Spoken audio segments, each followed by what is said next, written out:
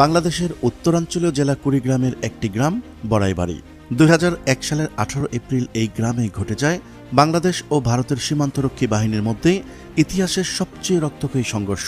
সেদিন মাত্র 8 জন বিডিআরের হাতে নিহত হয়েছিল অসংখ্য ভারতীয় সীমান্তরক্ষী বাহিনী। ভারতীয় সীমান্তরক্ষী বাহিনীর বহু সদস্য নিহত হওয়ার পরই পরাজয় স্বীকার করে তারা পিছু হটে এবং অসংখ্য লাশ ফেলে পালিয়ে গিয়েছিল বিএসএফ। ভারতের বিএসএফ এতটাই ভয় পেয়েছিল যে ফেলে যাওয়া লাশগুলো নিতেও অস্বীকৃতি জানায় বিএসএফ। বাংলাদেশের সৈনিকরা ভারতের মতো হিন্দি সিনেমায় জয়ী হয় না, তারা ঠান্ডা মাথায় যুদ্ধ করে জয় ছিনিয়ে আনে। বড়াইবাড়ি সীমান্তে ভারতকে কিভাবে দাঁত ভাঙ্গার জবাব দিয়েছিল বাংলাদেশের বিডিআর ও বীর জনতা, তা জানাবো আমাদের সহকর্মী রাশেদুজ্জামান তৌহিদের ভিডিও চিত্রে। চলুন শুরু করা যাক। 2001 সালের 18 এপ্রিল ভোর রাতে বড়াইবাড়ি গ্রামের কয়েকজন বাসিন্দা তাদের কৃষি জমিতে কাজ করতে যান। এ সময় তারা দেখতে পান ধানক্ষেতে বহু সৈন্য অস্ত্র নিয়ে হাঁটছে। এই সৈন্যদের মধ্যে কয়েকজন গ্রামবাসীর কাছে হিন্দি ভাষায় জানতে চান বিডিআরের ক্যাম্প কোথায়। তখন গ্রামবাসী বুঝতে পারেন এরা ভারতের বিএসএফ এর সদস্য। এ সময় স্থানীয় বাসিন্দা সাইফুল ইসলাম কৌশলে বিএসএফকে ভুল ঠিকানায় পাঠিয়ে তিনি দৌড়ে ছুটে আসেন বড়াইবাড়ি বিডিআর ক্যাম্পে। সে সময় ক্যাম্পে ছিলেন মাত্র 8 জন বিডিআর সদস্য।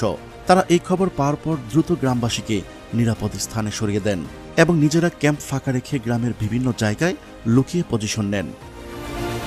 কৃষক সাইফুল ইসলাম নিজেও আনসারের প্রশিক্ষণপ্রাপ্ত ছিলেন। তিনিও অস্ত্র হাতে নেন বিডিআর সদস্যদের সাথে। এরপর অপেক্ষা।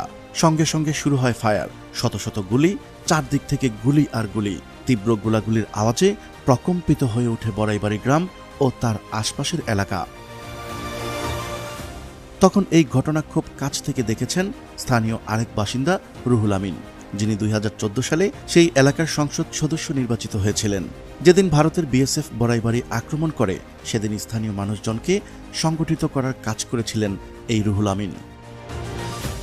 ভোর 5টা থেকে 11টা পর্যন্ত বড়াইবাড়ি গ্রামে বিভীষিকাময় মুহূর্ত ছিল। স্থানীয়রা বলেন এই যুদ্ধে 2 জন বিডিআর সদস্য মৃত্যুবরণ করেন, আর বাংলাদেশ সীমান্তের ভেতর ধানক্ষেতে 16 জন বিএসএফ সদস্যের মৃতদেহ পাওয়া যায়।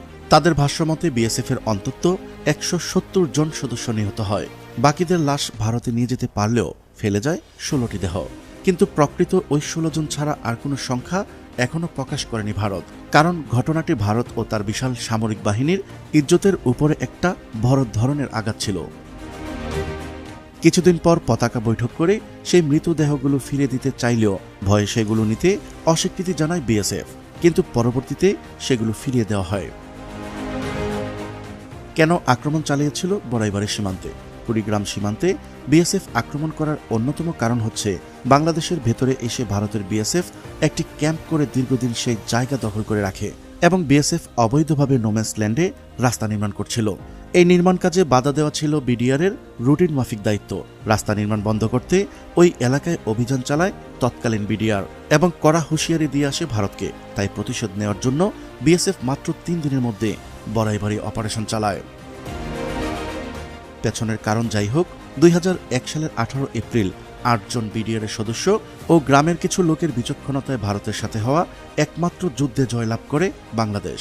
2001 সালের 7 মে ইন্ডিয়া টুডেতে প্রকাশিত এক প্রতিবেদনে এই ঘটনার তীব্র ক্ষোভ জানায় ভারত। তৎকালীন প্রধানমন্ত্রী শেখ হাসিনা ভারতকে আশ্বাস দেন যে এই ঘটনার তদন্ত করা হবে এবং ভবিষ্যতে এমন ঘটনা আর ঘটবে না বলেও জানান তিনি।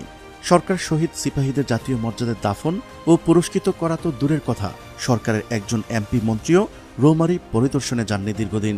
এমনকি এই সময় বিডিআরের প্রধান ফজলুর রহমান সহ বড়াইবাড়ি বীর জওয়ানদের বদলি করা হয় শাস্তিস্বরূপ। কিন্তু যেই বীরদেরকে আমাদের পুরস্কৃত করার কথা, সেখানে সরকার তাকে পদচ্যুত করে এবং আরেক সরকার তাকে চাকরিচ্যুত করে।